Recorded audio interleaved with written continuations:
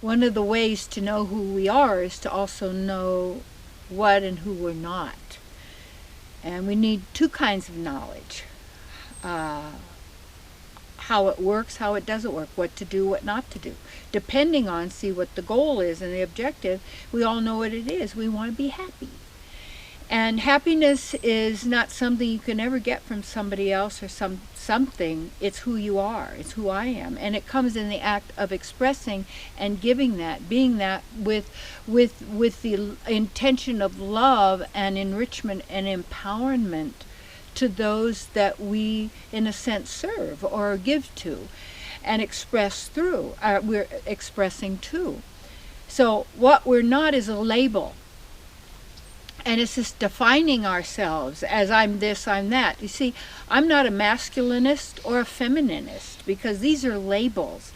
And then I have to act and behave a certain way, and then I have to join a group, and then we're against this, we're for this, and gets us caught into the mundane and the petty. Because when it keeps us in the petty, instead of us being the magnificence of who we are, we're being a caricature of some kind that has been taught to us, given to us, whatever it may be.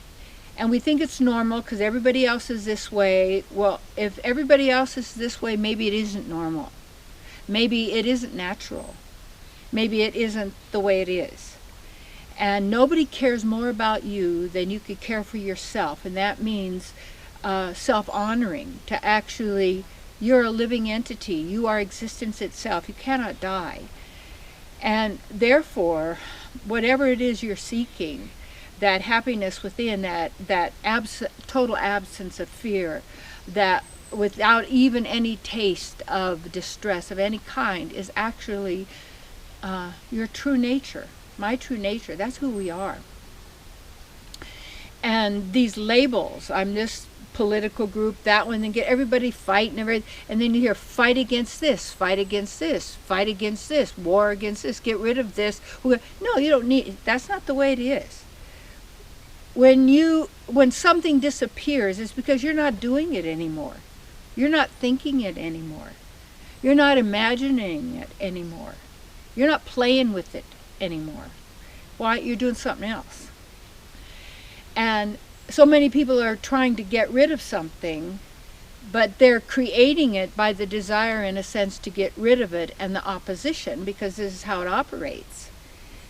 So when you transcend that, it's called transcendence. And Emerson was called a great American transcendentalist because he studied Eastern mysticism and such. And I'm not saying that,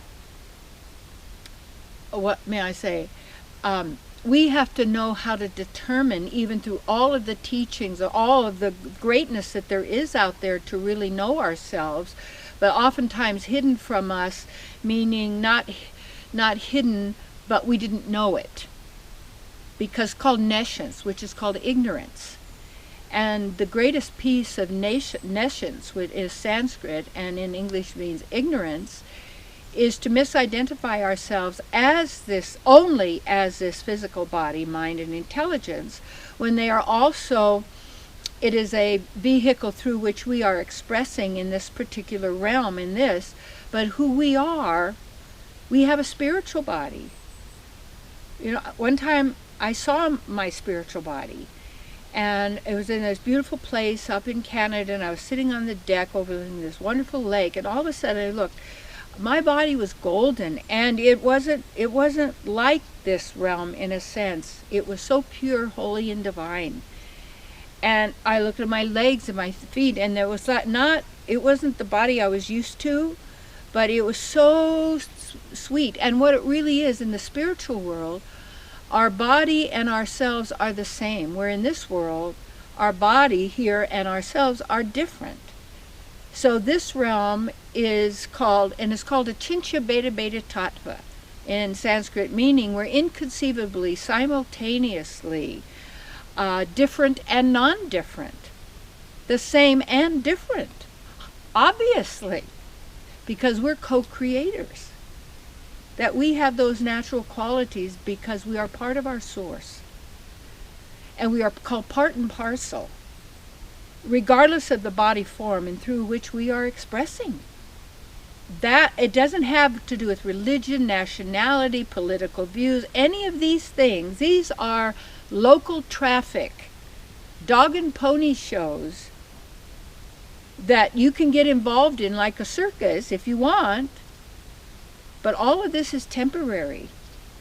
And who cares more for you than you care for yourself? And if you don't, what it is you really do want to be happy, and what we tend to do is use self-abuse to try and make us be good.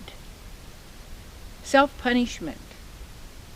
And that's what people is this completely absorbed in attacking themselves and allowing others to attack, then attack others as some belief that there's something wrong with you. There's nothing wrong with you.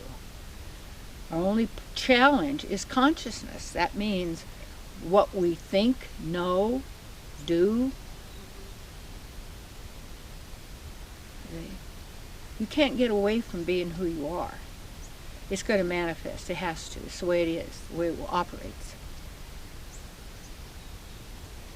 Now, let's tune in right here. Breathe in to right here. And drop all of that. You say, well, how would I be good if I don't punish myself? You know what? Good people don't need rules, truly, because they care about each other. Because they care about themselves. Because love is who we are, compassionate love. And when we stay in the bliss zone, that means as a witness, breathing, because this is the vehicle, the breath, and all through us and throughout everything is ether. Being that basic first level of entry of expression in the material, pervading all. Be in your heart